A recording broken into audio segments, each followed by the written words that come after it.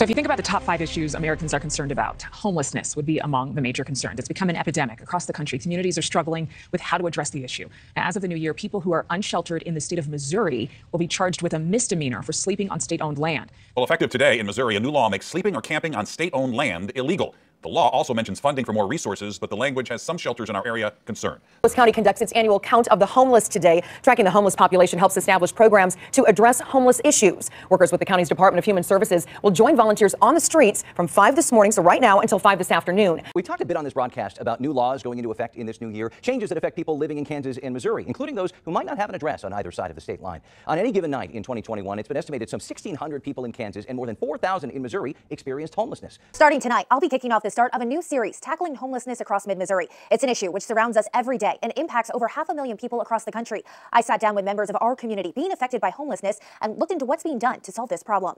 The Missourians who filed the suit say this law makes it dangerous for people who are struggling to find shelter. But a lawmaker behind the legislation says it wasn't intended to turn the homeless into criminals. Instead, it was to offer more resources to those who need it the most. Right, Laura, and that means homeless people can't sleep in parks, under bridges, or on sidewalks, really anything owned by the state. And now that enforcement falls on the city.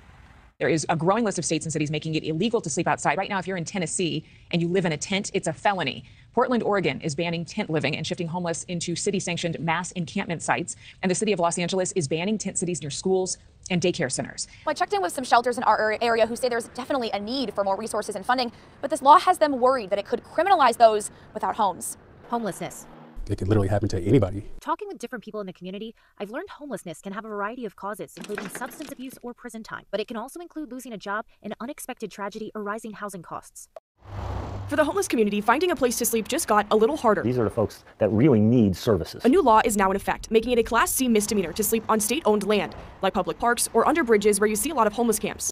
I don't know that this bill or any bill is perfect. It's a step in the right direction. I do know that what we're doing now just isn't working. Republican Representative Bruce DeGroat says this new law is a way to help people get off the street. Instead of using federal and state funds to build affordable housing, municipalities must build temporary camps offering resources. Eric Berger is the executive director for one of Kansas City's homeless shelters. Homelessness is complex. You have people that are in crisis, so housing alone isn't going to change their lives. Berger says the law may disperse large camps, but it won't keep people from living on the street. And the population has definitely increased. Currently, in the St. Louis city alone, we have 2,500 households experiencing homelessness. And that is not even inclusive of the members of those households. That's a pretty significant number.